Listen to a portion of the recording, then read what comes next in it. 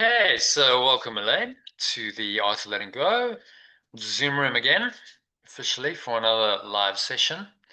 So let's take a look at today's daily quote. Bit of teaching around that, and then that'll lead us nicely into today's lesson. There's an insert that answers the question, what is the Holy Spirit? So we'll do that, we'll do the lesson, and there's one paragraph on defenselessness, which is the 6 characteristics of God's teachers in the Manual for Teachers. So let's see if we can get through all that in about an hour. Okay, so I'm just going to share my screen.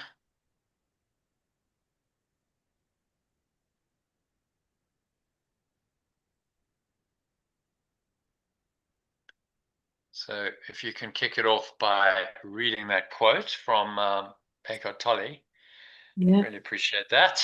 Yeah. Almost every ego contains at least an element of what might call victim identity.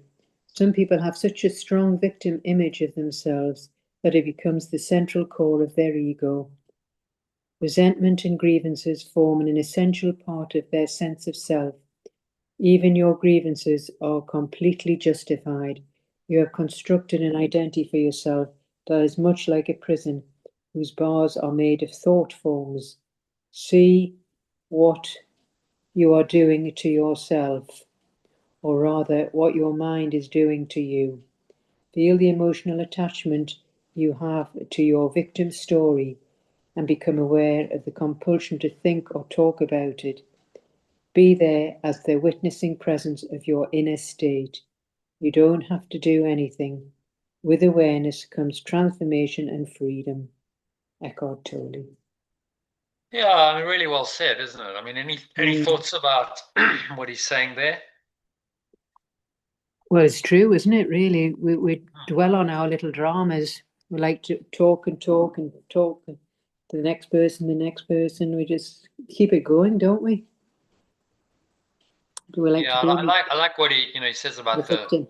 the mental prison. It's much like a prison Yeah, yes. whose bars are made of thought forms. So those thoughts become the prison uh, for your mind, and you get caught up in your own self-made prison through the thoughts and then the emotions. And we know thoughts and emotions, work hand in hand.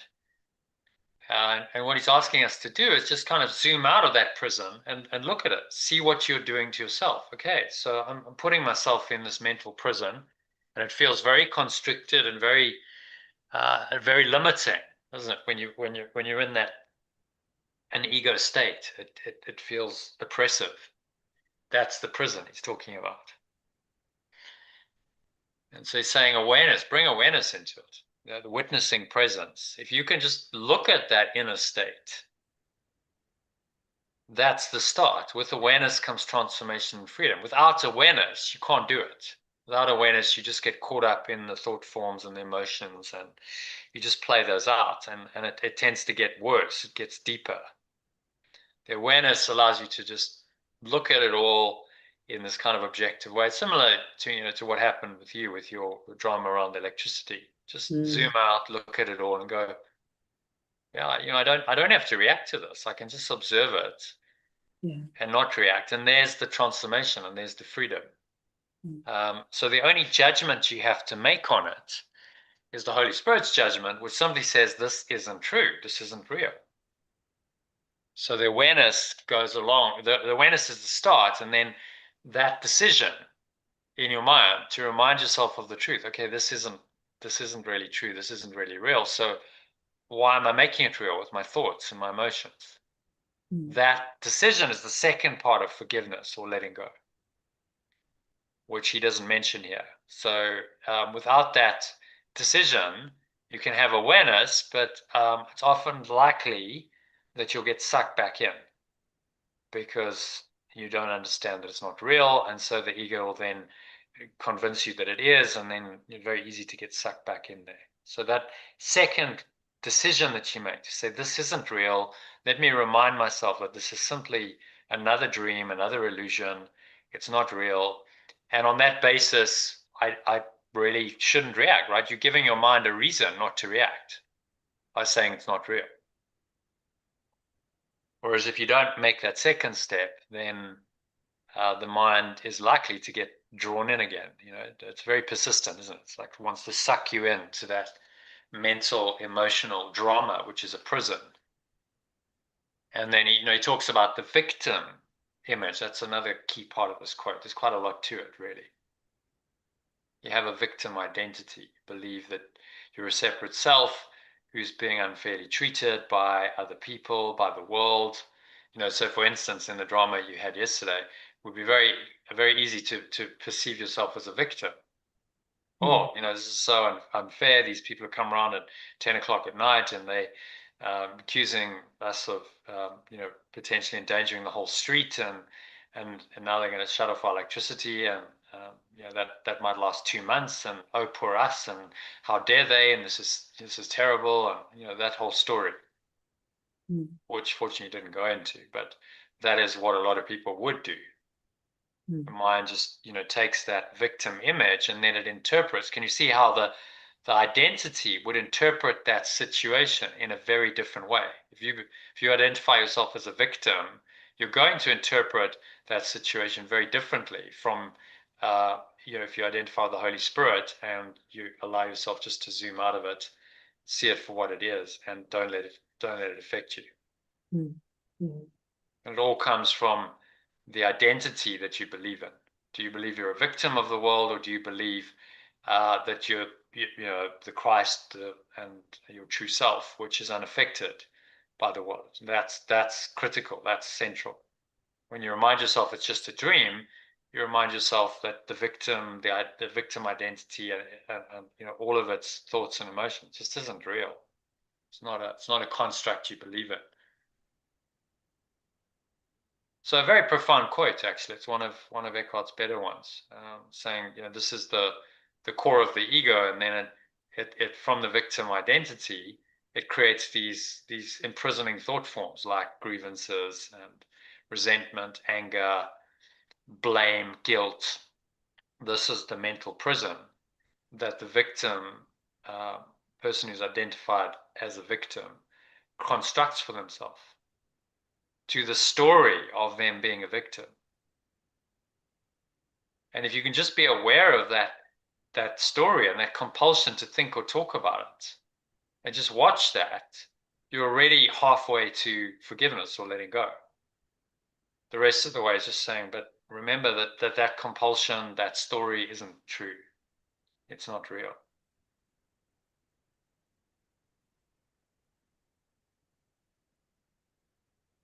And then there's freedom. And there's awareness, transformation, freedom. But it starts with awareness. Without awareness, you can't forgive, you can't let go. You're just going to be caught up in the ego's drama. That's what he's really saying. And you'll be identified with the victim identity, which gets strengthened by the drama, and that keeps you away from your true self, or the Christ in you and the Holy Spirit, which is able to reinterpret everything from the perspective of the true self. And the ego is always trying to create situations to tempt you to identify yourself as a victim. Have you noticed that? That's its stock in trade. That's what it's always trying to do, to suck you into that victim identity with the lure of external circumstances. So, but look, these people are turning up on your door and they're persecuting you and they're being unfair, and the circumstances are unfair, and I'm being unfairly treated, and it's a temptation to go down that rabbit hole and believe in the story and believe then in the victim identity. But once you understand what's really going on, then you're not going to fall for that, because it's just a trap. It's a deception. It's a trick of the ego to try and convince you that in this situation now, yes, you are the victim. And of course, if you believe it in one situation, then guess what? You're going to believe it in others. And if it knows it can hook you in, then it's like, okay, great, we got her there. So let's create more of the same. Let's create more of those situations. And then the drama gets worse because it's like, okay, it's worked. So it's going to use that to try and reinforce itself. Once you understand this, life becomes quite simple. You just go, okay, it's just a game. I understand what the ego's up to, and I just refuse to play its game. Don't play with it. Don't play by its rules. Don't play the game that it's playing, because you are going to lose that game. It's guaranteed that you'll lose every time. Mm. So choose not to play it, and that's the awareness is the voice in you that allows you to make another choice and say, I'm not going to play this game anymore. I'm not going to play by the ego's rules, because it's insane. The game's insane. It doesn't work. It's always going to end badly for me. I'm always going to suffer if I play this game. And that this is the awareness that he's talking about, that allows you to then make a different decision. Don't get too caught up in it in your thoughts and emotions. And then, then you've let it go. So great quote, really, really good. Any other thoughts or comments or questions on that? Yeah, no, it's very good. Yeah, Oh. very good quote. Yeah, and so you see, I mean, Eckhart, he actually does quote from A Course in Miracles, and he reads it occasionally. But he's not, a traditional course teacher, but the principles are the same.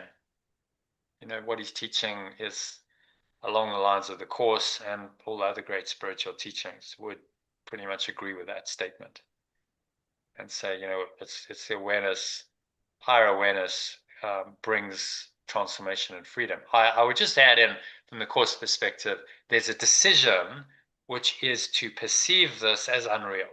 So that comes with that awareness. You remind yourself, as you did, okay, this is just a dream. This is just a bad dream. So this is unreal. That's what you're reminding yourself of. And that's quite an important step, because that then does the job. The awareness opens up the ego. It's like a little left jab if you're in boxing, and then the right is like, no, but this is just isn't real. So just let it go. All that drama just, if you really get that, all the drama just dissolves in the awareness that it's not real. Okay. So already, what he's really doing is pointing out the folly of holding grievances and resenting anyone or anything, because doing this puts you in a mental prison of victimhood and obsessive-compulsive patterns of thoughts and behavior your ego or belief in separation uses to justify its identity as a victim.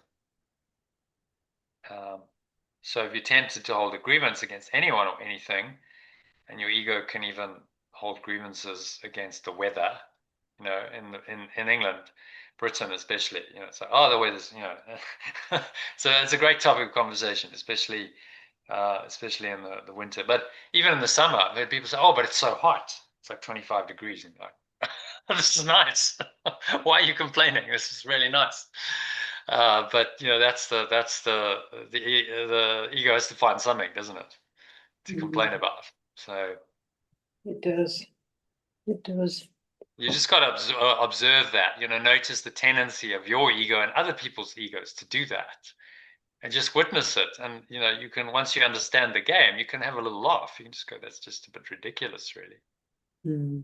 There's actually nothing wrong with the weather. If someone's complaining about it being 27 degrees, like, that's just making up a complaint for no reason, for whatever reason. Okay, so it's raining or it's cold. So what? It just is what it is. Mm.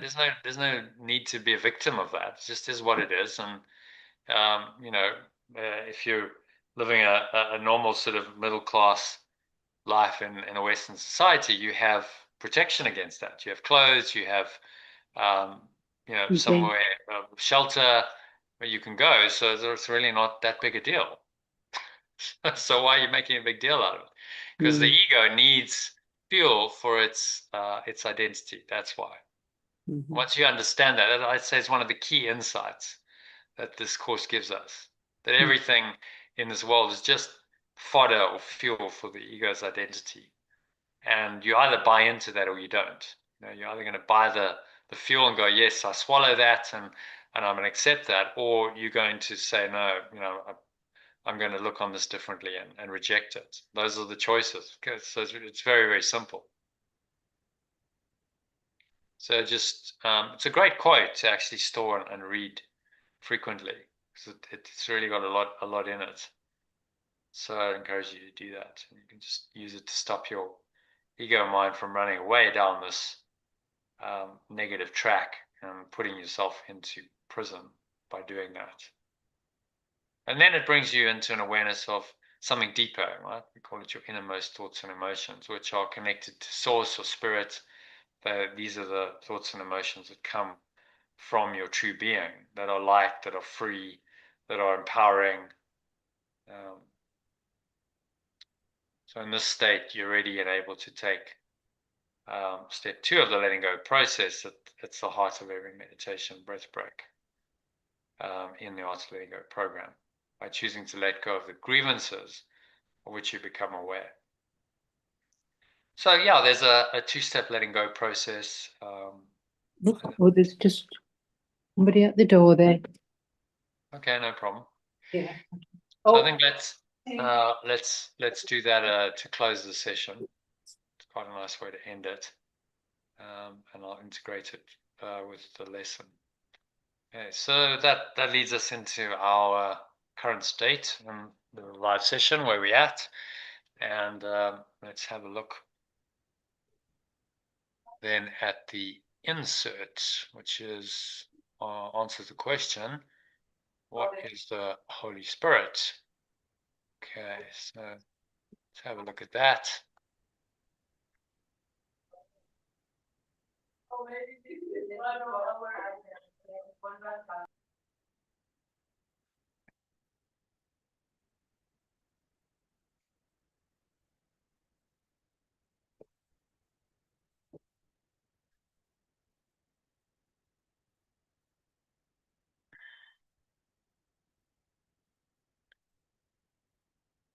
Okay, so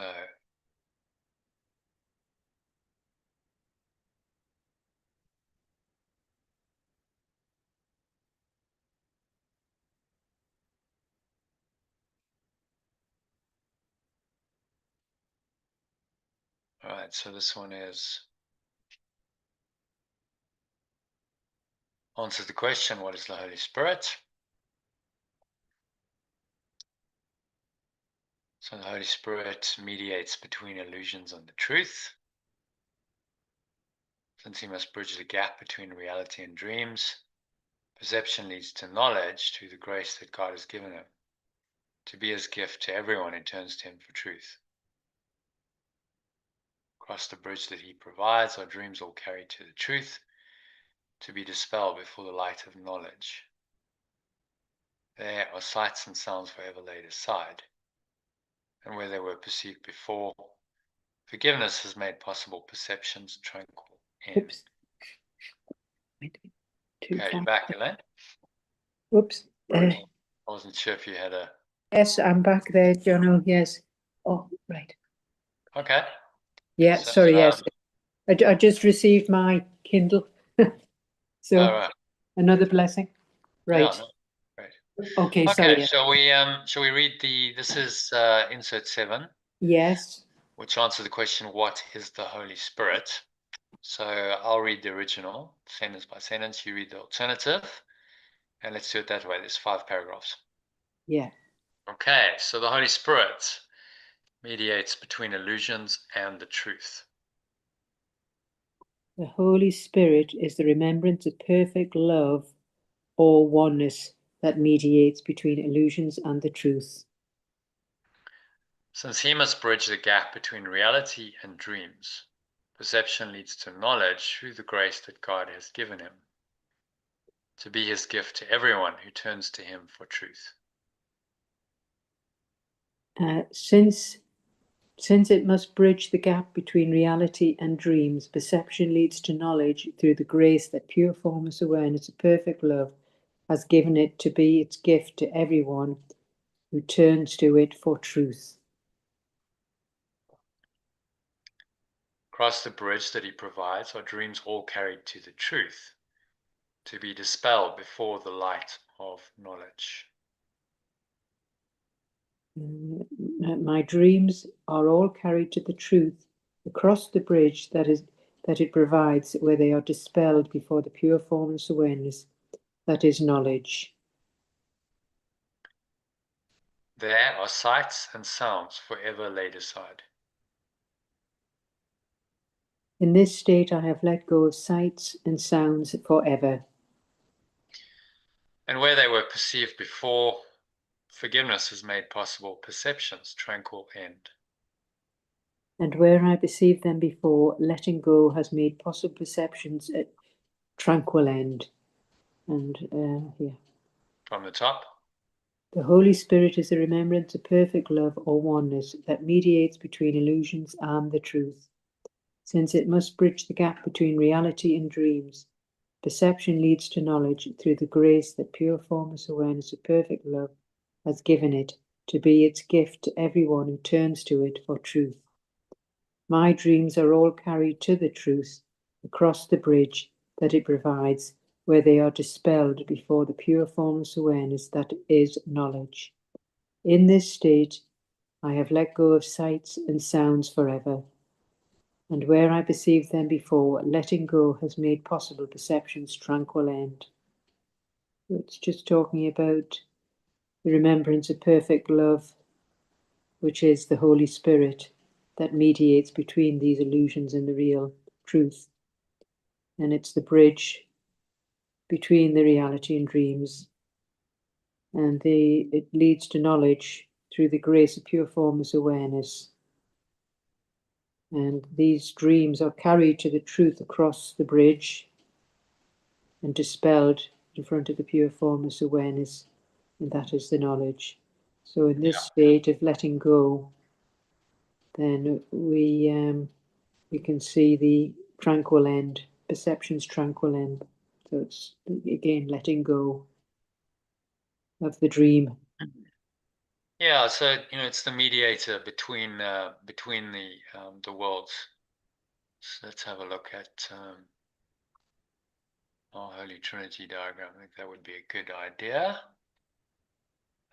Holy Trinity, there you go. So I think this diagrammatically illustrates it quite well. So the Holy Spirit is the mediator between the truth and illusions. So you get illusions down here, what Ken Wapner called level 2.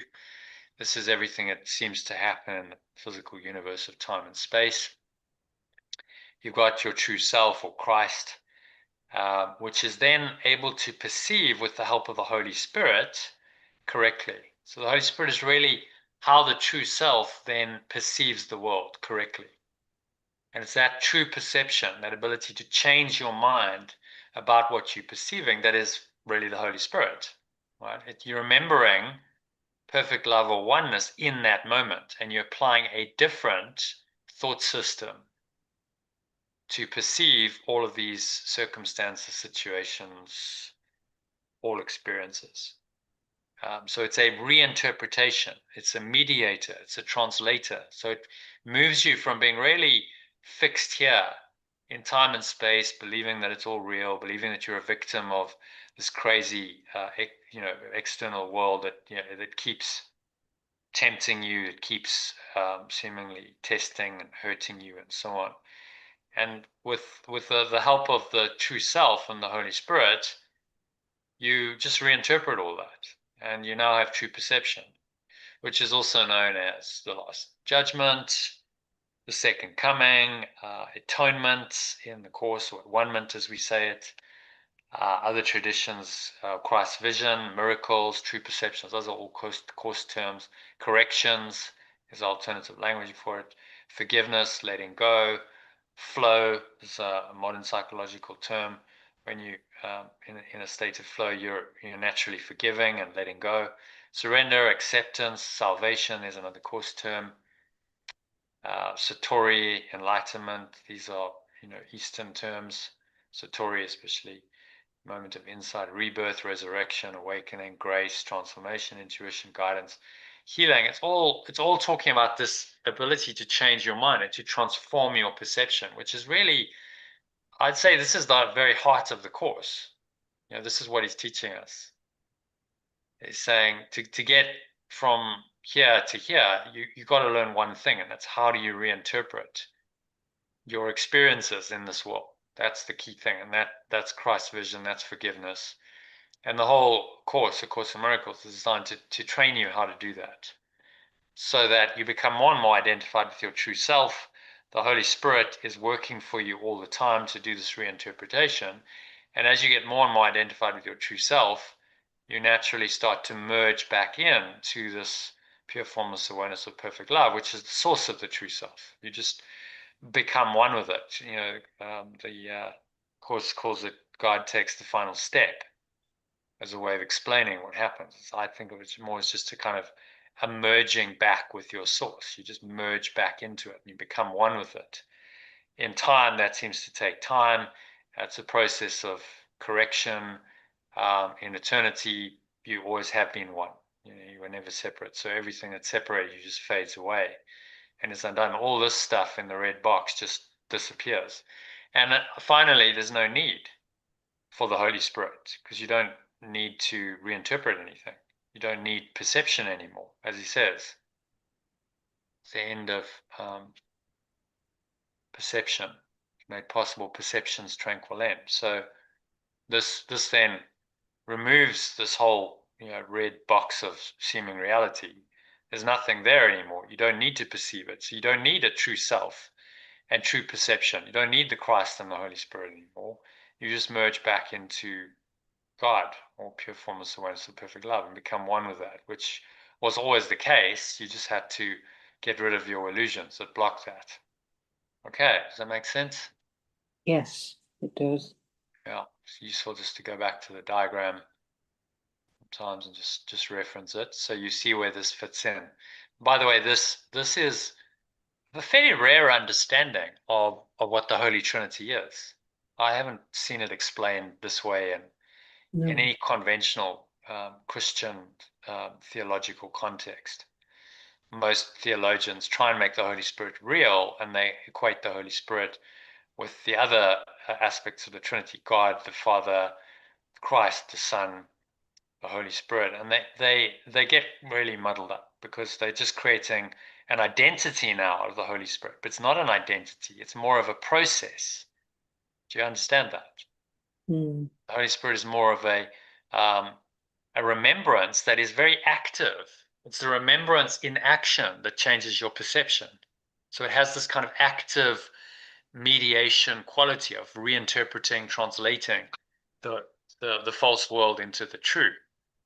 And so it's not passive. It doesn't sit here as pure being. It derives from being, but it's very active in the world. It's transformative. Transformation implies a movement from one state to another, which is essential. You have to have that if you're going to correct your mind and you're going to get out of prison. You have to escape from prison. You're not gonna escape if you just stay stuck in prison. So there has to be a movement out of it, away from it. And that's exactly what the Holy Spirit helps you do. So it's this continual movement away from time, space, and the ego into more and more identification with your true self. And that, as an intermediate level, a mezzanine level, if you like, then ultimately will unite you with pure formless awareness of perfect love, which is God's source. And in that, there's nothing to do, right? So the Christ and the Holy Spirit just fade away and are undone. They're not needed anymore in this. There's only one God. Right? These are illusions, but they are very useful illusions while you're in the dream. They are illusions that lead you out of the dream rather than deeper into the dream, which then become very, very important. Like in a maze, you need breadcrumbs and you need a line of string to lead you out. Once you're out of the maze, when you can zoom out and you can see the maze from the top, you don't need that. But while you're in it, you absolutely need that lifeline of the line that's going to show you the way out. And that's what the Holy Spirit is, guided by the true self. Okay, makes sense? Yes. Move on to number 2 then. So do you want to switch it or just read the alternative? Yes. Yeah, we'll switch it. Okay. The goal of the Holy Spirit's teaching sets is just the end of dreams. The goal and remembrance of perfect love's teaching sets is just this end of dreams. For sights and sounds must be translated from the witnesses of fear to those of love. For it must translate sights and sounds from the witnesses of fear to those of love. And when this is entirely accomplished, learning has achieved the only goal it has in truth.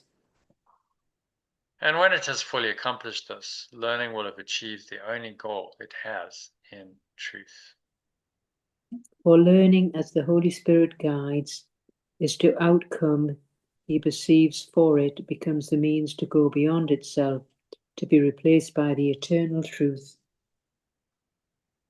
For learning, as the remembrance of perfect love guides it to the outcome it perceives for it, becomes the means to go beyond itself, to be replaced by the eternal truth. Yeah, and read it in the alternative from the top, please. The goal, the remembrance of perfect love teaching sets, is just the end of dreams, for it must translate sights and sounds from the witnesses of fear to those of love.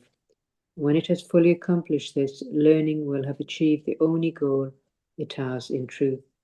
For learning is the remembrance of perfect love, guides it to the outcome it perceives for it, becomes the means to go beyond itself, to be replaced by the eternal truth. So it's just, again, talking about this remembrance of perfect love and the end of it, of the dreams.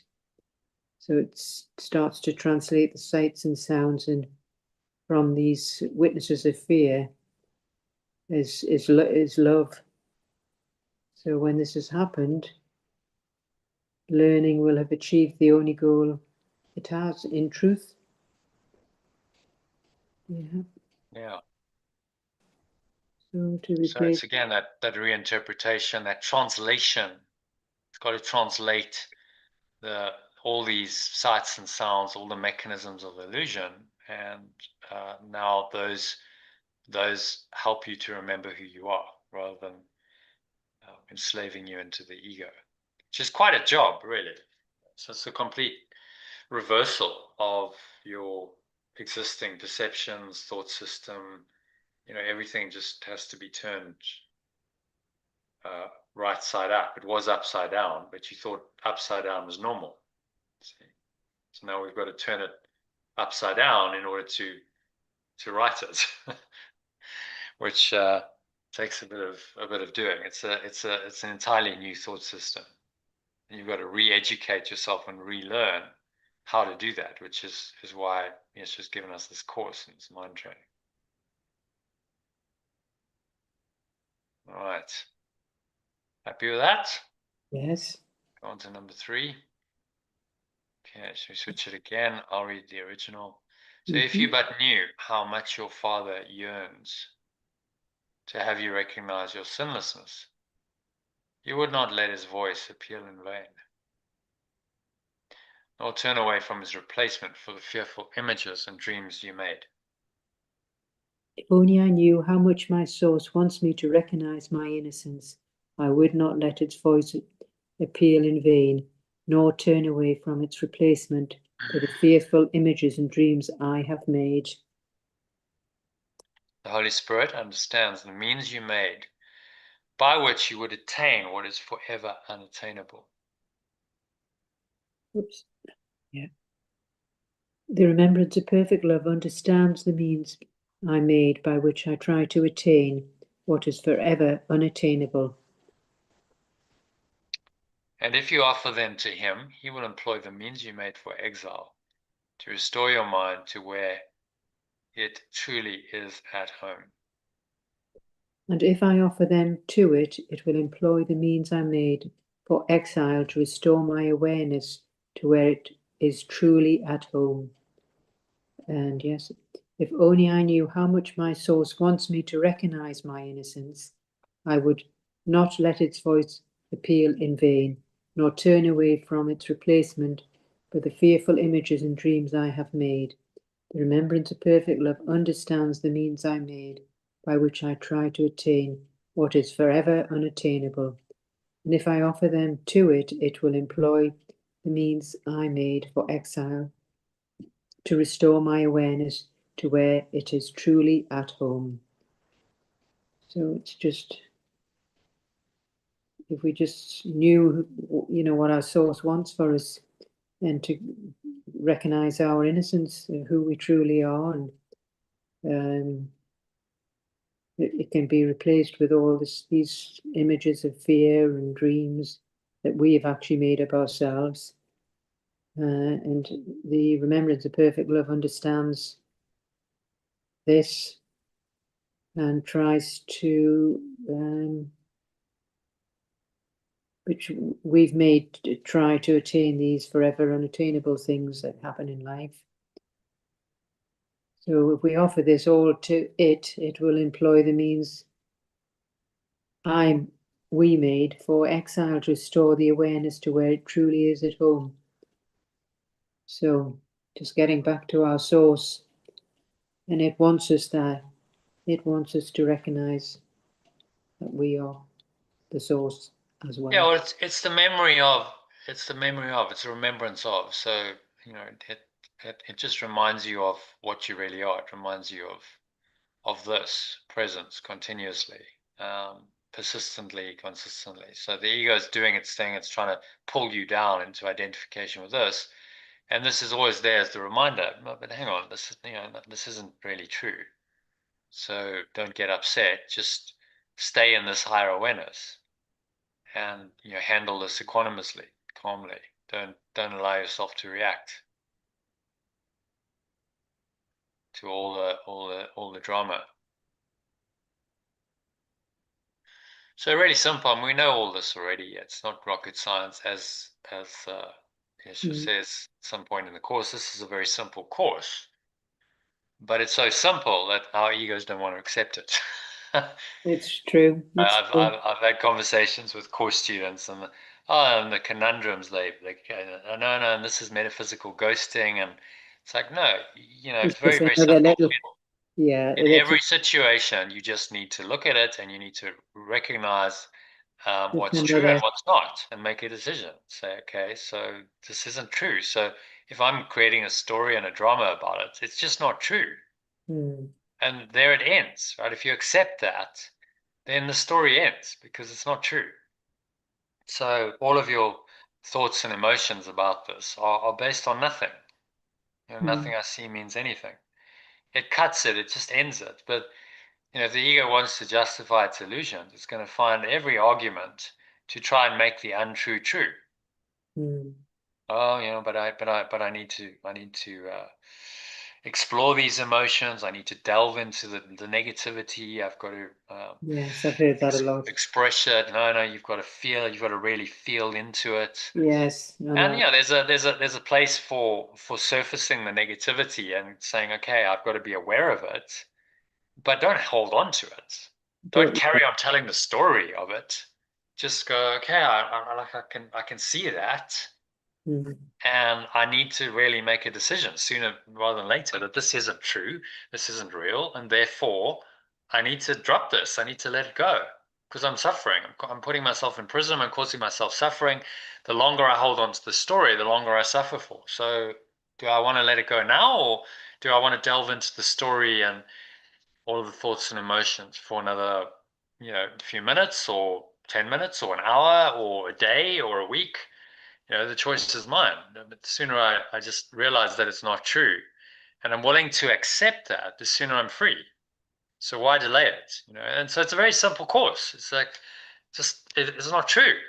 End of. It's not true. So don't go further down that track. It doesn't mean anything because it's not true. It's easier said than done for sure, because our egos very much believe that it's true and they're very attached to their version of reality and truth. But only by this kind of correction, radical forgiveness, can you really get out of it. Any other way, we talked about sort of halfway or mock forgiveness, where you kind of make it true, but you go, okay, well, the person's doing the best they can with what they understand, but the problem is it still makes the illusion true. still makes the person real, still makes the situation real. So it doesn't just cut it and say it's just not true. So then I can just drop the whole thing. Now you've created another story about it. So it's radical, but it's really the only way out. And given the persistence of the ego and the insanity of what goes on here, how else are you going to get out of it? But by like a very direct, clear-cut approach, just say, this isn't true. I said that to someone yesterday, this isn't true. And, there was a reaction. It was like, why aren't you listening? And I'm going, because it's just not true. I'm just reminding you of that. It is never true. And so the sooner you realize that, the sooner you can undo it. So that doesn't go down well with the ego for sure. There's no, the ego isn't going to agree with that. But the course is very clear, and it's the way out. It's a quick way out. Okay, it's just not true. So you can end it there, right? If you can fully accept that, then the drama ends there. The suffering ends there. In practice, we have to work a little bit on it. Yes, not that easy to let go, but the more you practice, the more you go, okay, I've just got to let it go because it's not real. What I'm seeing is a dream here. So why am I reacting to a dream? I'm in a dream. On that basis, it takes quite a lot of mind training, but on that basis, you can let go of anything. There's no circumstance or event, no matter how tempting it is to believe in that, no matter how horrific it may seem to be, that can't be let go of because it's just a dream. And that's why this ultimately will work. But it does require lots of mental discipline just to go, okay, I'm not going to buy into the dreams. I'm not going to buy into them. I'm just going to cut them. Say, no, they don't mean anything. Nothing I see means anything. It's just a dream. If I really accept that, then I'm free. But it can take some time to work through that. But we need to approach it from the perspective of the course from the start. Don't muddle the teachings and go, oh, no, but I really need to go into the emotions, I really need to feel them, and I need to really no, just from the start, remind yourself, this isn't true. Okay, I'm still feeling it, but the thought that it's not true is what's going to take you out of that feeling.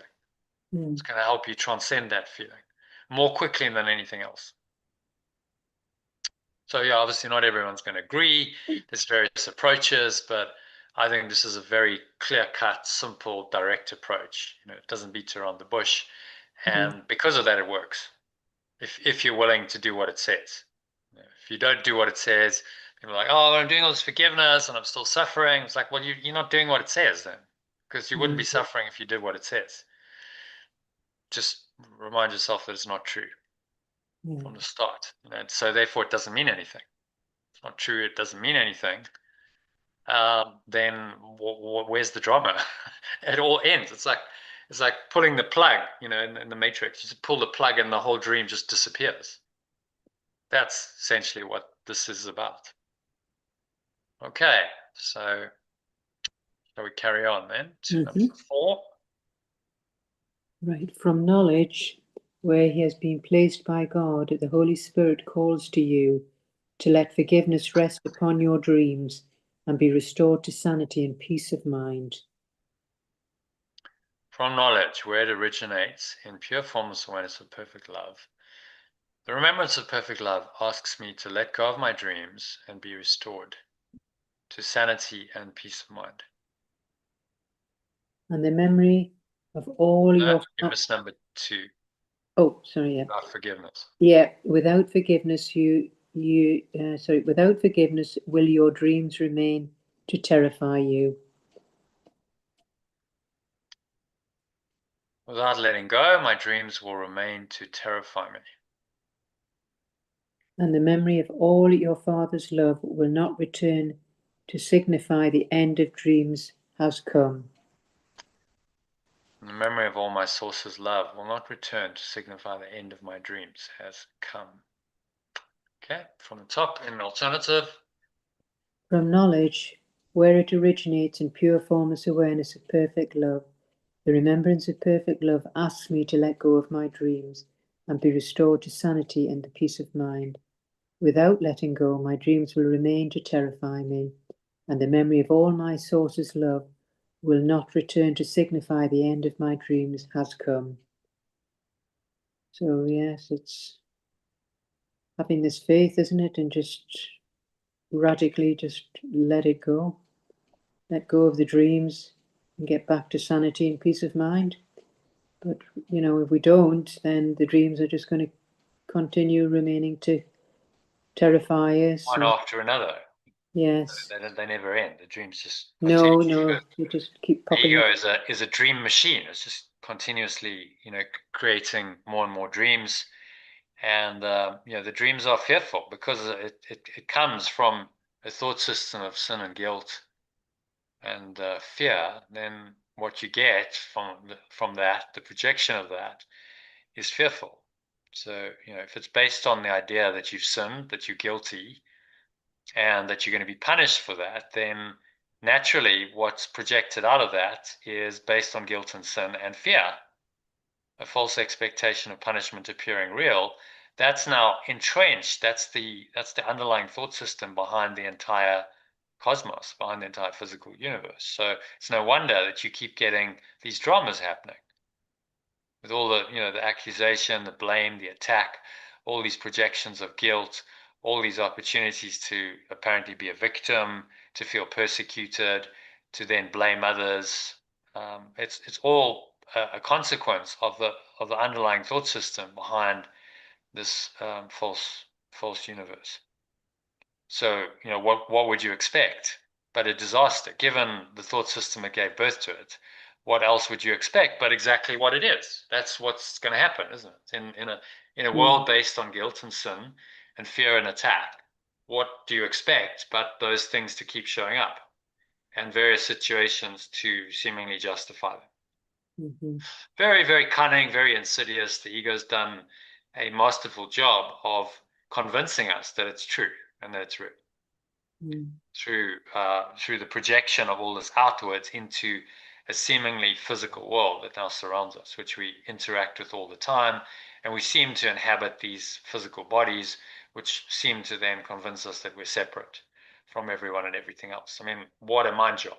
This is what it's like. If you were going to convince yourself that you really were a separate sinful, guilty self and you're a victim of this cruel world, you do what the ego's done, wouldn't you? You put yourself into a body, you create an external world, which apparently you are out of control of, with all these people and situations and circumstances that are scary to terrify you, to maintain that, that guilt and sin and fear in your mind. That's exactly what it's done. And that's why the world is what it is, and that's why it doesn't work. And the sooner we realize that and the sooner we accept it, the sooner we can be free of it.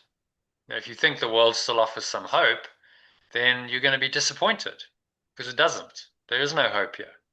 A lot of, again, other teachings were, oh, but that's a bit depressing. That's, there's this, no, but there is hope in the world because we can recreate it. We can make heaven on earth, blah, blah, blah, blah. And, good luck to them. We've been trying that for Yes, well, we all try. thousands of years, millions of years. Humanity's been around, as far as we know, a few 100,000 years, maybe longer. We've tried that. Has it ever worked? Is the world free of pain and suffering? Have we created heaven on earth, even with all of our now advanced technology? Nope, we haven't. So is it ever likely to work? We're at the pinnacle of now our society. Apparently, we're the most advanced society ever on this planet. That is debatable because I think there were previous advanced civilizations which fell as this one will, and so none of it works. None of it's sustainable. We can invent as much technology as we like to try and make a dream of limitation, lack, loneliness, suffering, and death better, but the thought system behind it is still the same. So the only way out is to just change your mind about it and say, but I have to recognize that this isn't true. That everything that happens post-separation, all of the thoughts and the emotions and then the projections outward into a false world and all of this stuff in the red boxes and red arrows, none of that's true. It's just a mad dream. And that's the Holy Spirit's reinterpretation of the dream, which then reminds you that there's still this pure awareness behind it, pure formless awareness of perfect love is still still there, it still exists beyond the dream, and you can actually experience that. It's here now. So it's all because it's always been there. It's eternal. But you have to let go of what covers it over. So really, really, really simple teaching, which is what I love about the course. They're not easy to do, but so clean, so simple. So it's not leaving one illusion, left to trouble you. Some other dualistic teachings, try and somehow fix the dream. They try and make the illusions better in some way or another, and that's never going to work. So the course just said, look, it's never going to work. Give it up. Just recognize that they're all unreal. Drop it all and return your mind to this, because it's the only place you'll ever be happy and find peace. And the sooner you accept that, the easier life's going to be. So that's the journey. Once you accept it, which I think you have, you can go, okay, well then it's very simple. In every situation, I need to do one thing, and that's to let go of my ego's thoughts and emotions, which are going to try and convince me that this pure awareness isn't there. That's what they're designed to do. Okay. So should we go on to number 5 then? Accept your father's gift. I It accept, is, sorry, yeah. I accept my source's gift. It is a call from love to love, that it be but itself.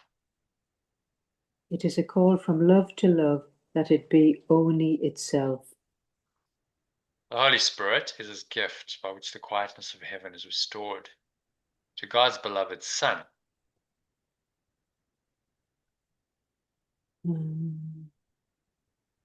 Number 3. Oh, there we are. The remembrance of perfect love is its gift by which the quietness of the state of pure formless awareness is restored to perfect love's beloved extension. Would you refuse to take the function of completing God when all he wills is that you be complete?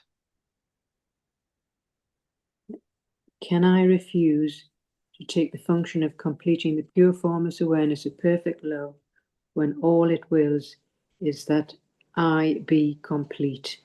And from the top, I accept my source's gift.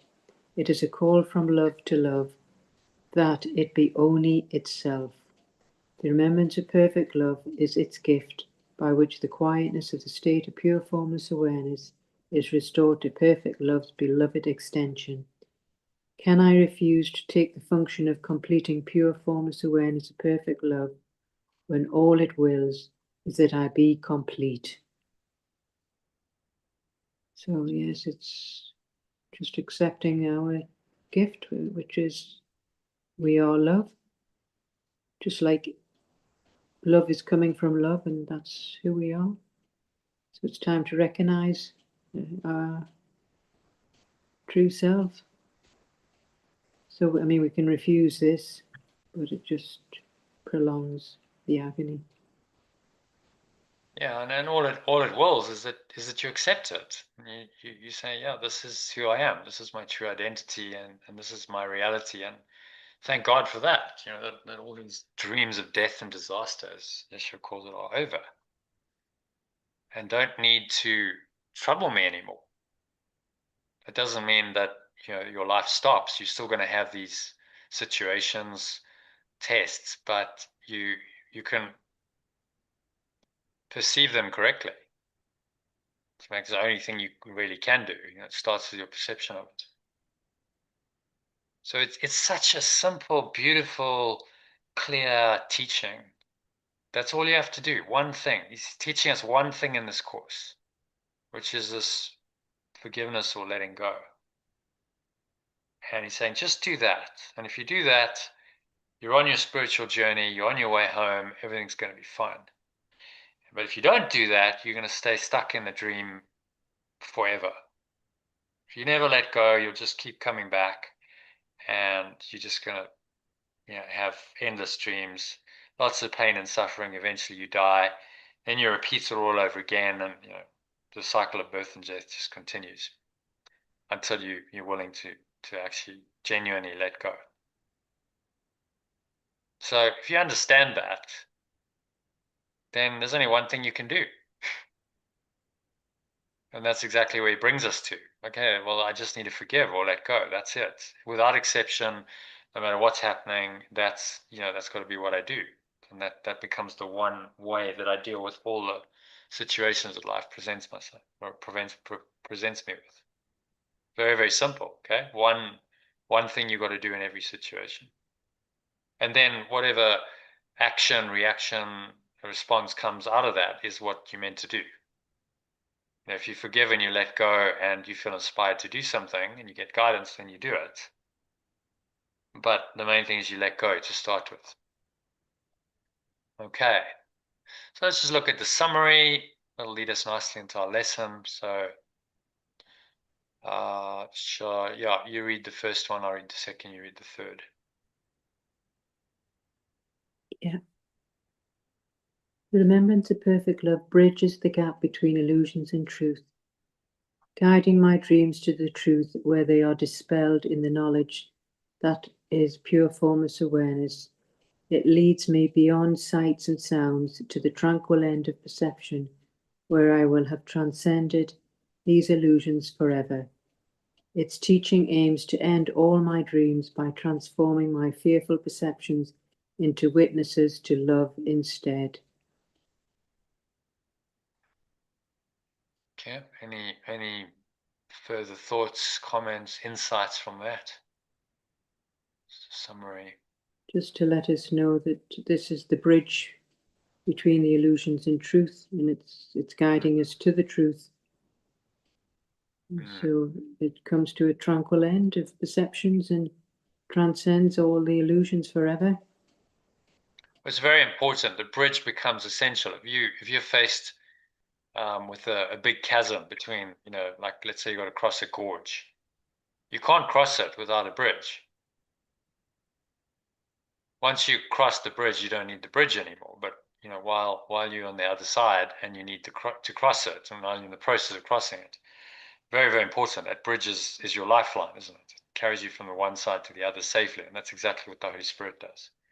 As you cross the bridge from illusions to the truth, it's the bridge that takes you on this narrow path, keeps you safe, helps you deal with what is happening along the way, in the most functional way possible, most helpful way possible. So yeah, again, really, really simple. Nothing complicated about it. Just you've got to just do this one thing, and you just got to get really good at doing this one thing. That's what he's saying. Okay, so when I fully achieve this with the help of the remembrance of perfect love, learning will have served its purpose and will be replaced by the eternal truth. My true awareness wants me to recognize my innocence. I listen to its voice and let go of my fearful images and self-made means of exile. The remembrance of perfect love will transform these into tools to restore my awareness to my true home in peace and sanity. Thoughts on that? Just when we really have achieved this remembrance of perfect love, then it's all replaced to the eternal truth, and we recognize our innocence and listen to the voice once we let go of the fearful images. Yeah, so you got to let go of the reality that you've given them, the judgments you make about them, then the emotions that you feel about them, by recognizing, but these are just images. They're images projected onto a three-dimensional screen, which then unfolds in time. So it's the fourth dimension. So it's like watching a movie and you see these images and it's like, scary, frightening, exciting, whatever. But actually they're just images on a screen. The difference here is that they are 3D. So they seem to be much more real. And you seem to be one of the images projected onto the screen.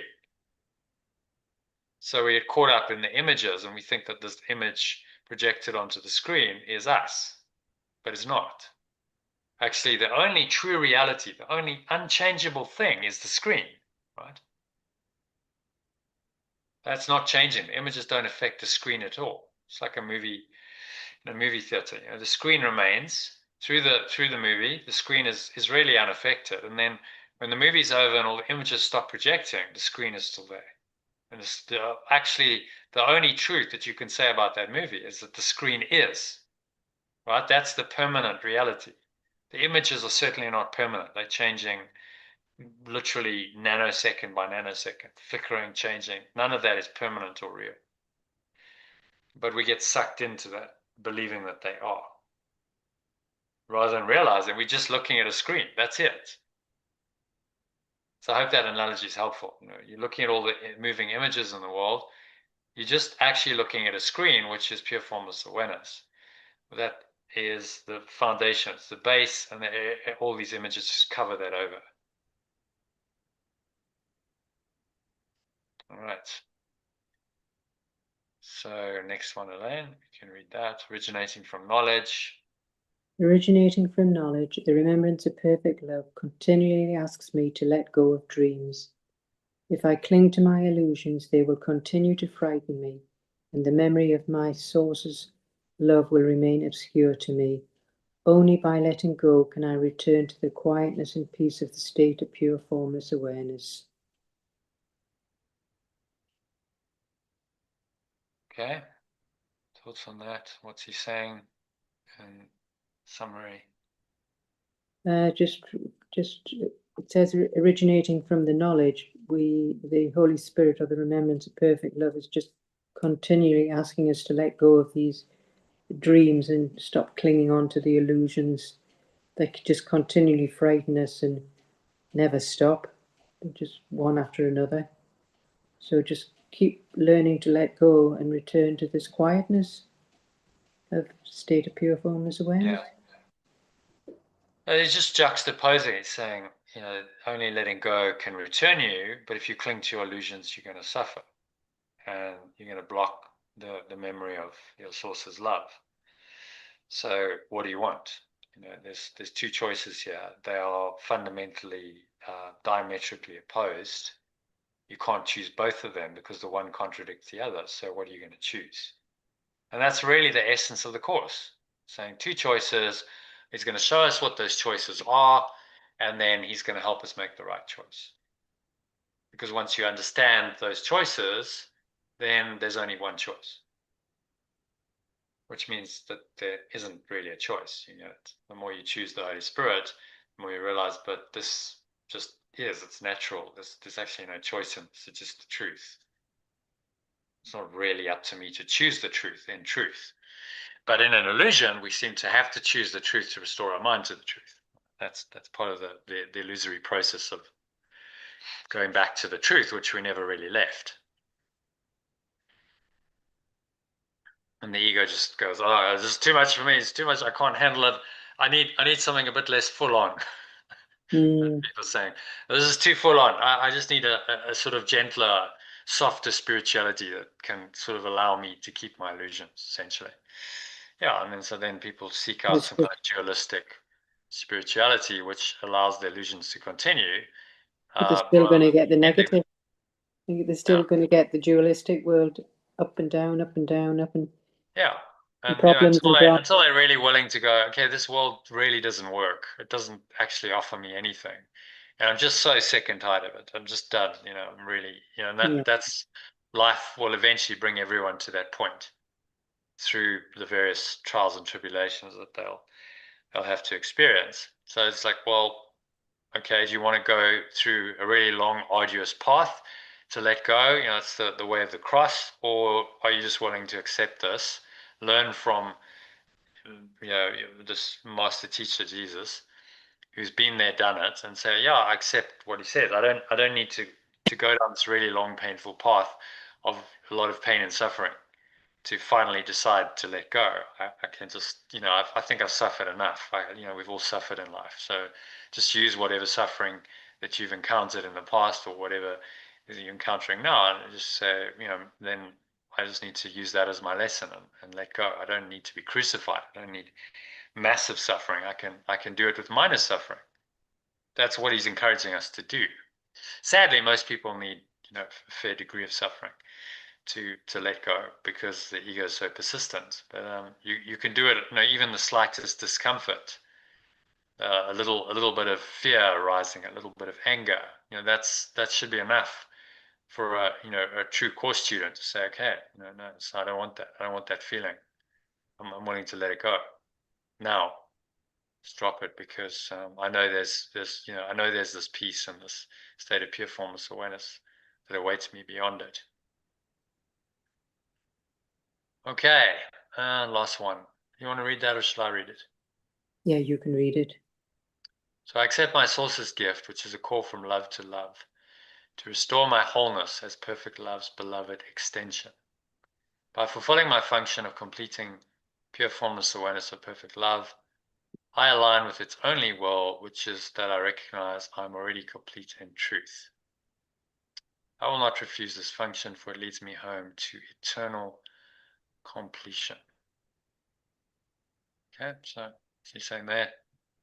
Just accepting who we are, which is the source, and that's our gift.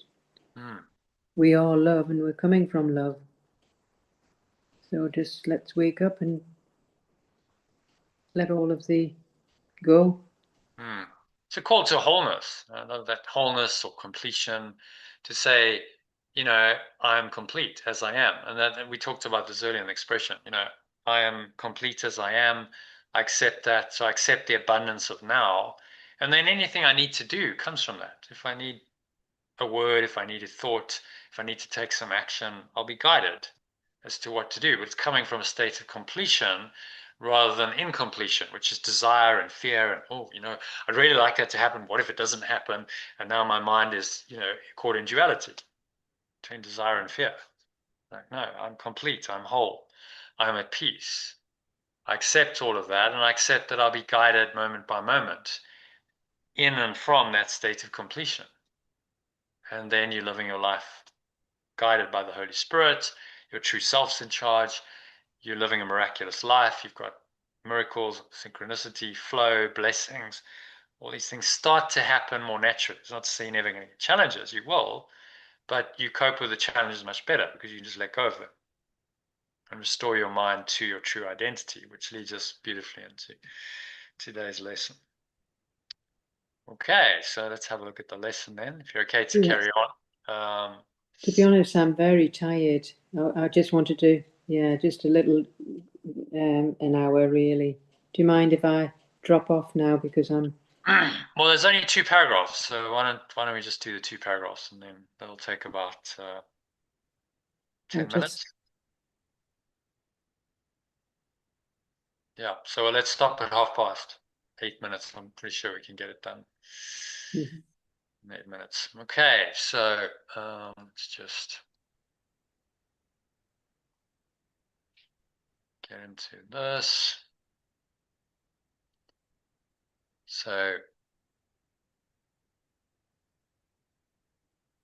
original is my true identity abides in you, and if you read the alternative, my true identity lies in perfect love. Yeah, this abides in you. I've always found it a bit problematic. You're addressing some kind of entity outside of you, whereas if you just say it's perfect love, it points you within. I think more. It's like, okay, this is a perfect love. It's an awareness that's already within me. There's not something outside that I'm calling, you or father or so on. We know what he means, but just the language can be difficult for some people to get the experience from. My true identity abides in you, as opposed to my true identity lies in perfect love. So notice how the difference, how that you experience that differently. Okay, so I'll read the original, you read the alternative. Can we just can we do the alternative, please? It's just, I'm really tired. Sorry, it's, okay. Just, I did only want to do an hour, so, Yeah. Okay, well, we've just got 2 paragraphs to go. So. Yeah. My source, if you want to read that. My source, I made an image of myself. Yeah, my source, I made an image of myself, and I call this extension of perfect love. Yet this extension is as it always was, for you being from which it extends is unchangeable. I will not value false beliefs. I am what my source loves. My perfect awareness remains the same as the state of pure formless awareness of perfect love. It is not what is beloved of your sake. Is not the state of pure formless awareness infinite? Is not your extension my true identity when you extend everything that is? Yep, so he's saying there. Just being in our source and just not being in their false beliefs and just, getting back to our true awareness. And These prayers are just a reminder to your own true self, your own true nature. You're speaking to your own higher awareness here. It's not a prayer to something outside of you. It's reminding you of who you really are. It's appealing to that part of you that knows the truth, which is why they work. It's not, appealing to anything outside of you. It's just reminding you of what you really are, which is exactly what the lesson is about. My true identity lies in this perfect loving awareness, and there's really nothing else. Okay, so happy with that. I go on yeah, to a very short paragraph. now I am one in shared identity with pure formless awareness of perfect love as my only source and everything extending from it a part of me. And so I offer blessing to everything and everyone and unite lovingly with the whole world, which my letting go has made one with me. It's just fine. He's saying that we're now a shared identity and we're all one. And we're all part of the pure formless awareness of perfect love. Yeah, And and we're then all, there's this blessing. You talked about blessing. Blessing to everything and everyone, including myself. And I unite lovingly with everyone and everything, uniting lovingly with all the world. So this is the unity consciousness experience that all the great teachers and masters have experienced and they express in their teachings. Everything is one with me. There's nothing that's apart from me, whether it's a plant, an insect, a human being, the the planets, the stars, the sun. It's all underlying. It's all me because there's only one awareness that underlies it all, right? And that's the ground of being. That's the truth that is unchangeable. That's the screen. I talked about that analogy of the screen. It's not affected by any of the images. The universe, the cosmos of form is the images, and then the screen is the pure formless awareness that underlies it. It doesn't change. And that therefore underlies every single image, right? The image couldn't exist without the screen on which it's projected. You get that? So that's why the essential nature of everything is the screen or the pure awareness. And then just letting go of your belief in the images is the way to connect with the screen, obviously. Imagine you could watch a movie and instead of looking at all the images, you just saw the screen. It takes quite a lot of mind training, doesn't it, to do that, because the images are designed to suck you in, and your mind is going, it's telling you a story, and there's all kinds of thoughts and emotions going. But actually, the truth is, you are just looking at a screen. That's always what's happening, and that's all he's teaching us in this course, and that's all these lessons are really trying to teach us. So, really, really simple, but very, very profound, nevertheless. Okay, so any other thoughts, comments, or questions, Elaine? You probably want to. yeah, no, it's very, very good. Yes, yeah, no, yeah, yeah, it's always helpful. But as I say, sorry, it's just tired. Yeah, that's the word I would use. Yeah. Yeah, I can tell. So, Yes. I just so let's finish the lesson because it's very Yeah, yeah, of course. and No problem. yeah, just a good way to close it. Really, remind Of ourselves course. of the truth which underlies every lesson. It underlies the whole course. A very, very simple truth, but one we have to learn because Yeah, just constant reminders. Yeah, constantly reminding ourselves, and that's the practice. it And is. applying it in every situation. So whatever happens with your situation, just remind yourself what it's for. It's actually just good forgiveness opportunity, good practice, really. Yes. In letting go. And if you treat it as such, that is the most helpful way of perceiving everything in this world. It's only for one purpose, and that's to practice letting go on, so that I can again restore my mind to who I really am. That's all it's for. So the outcome, the level of form doesn't matter. The only thing that matters is that I let go of my ego and I reconnect with my true identity through this situation. That's its higher purpose. That's the blessing. That's what it's for. There's nothing else really that it means. Okay, so good luck with that. Just keep practicing. Thank you. And Thank you. yeah, no doubt you'll sleep well. I'll see you again next week. I'm probably traveling on Tuesday, and then I'm filming Wednesday, Thursday. So we could do a session on Monday, possibly, except Monday's Deborah's birthday. So what I suggest is we do Friday next week. Yeah, no problem. Okay. Yeah, we'll do Friday. Yeah. Good. All right. So the plan for that, I'll message you about the time, but let's aim for sort of Friday, 5 o'clock, something like that, your time. Yeah. All right, but I'll message you. Good. Yeah. Okay. Yeah. Oh, we'll have a nice trip anyway. Enjoy your trip. Thank you. Yeah. Okay. Good night. Namaste. Okay. Namaste. Bye. Bye for now.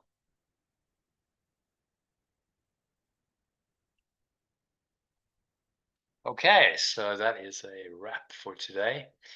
Thank you to Elaine for joining. If you joined the live stream or you're watching the recording, a couple of things you can do. Why not hit the subscribe button if you enjoyed the content? You'll be notified whenever I go live. So you can watch it live or you can watch the recording.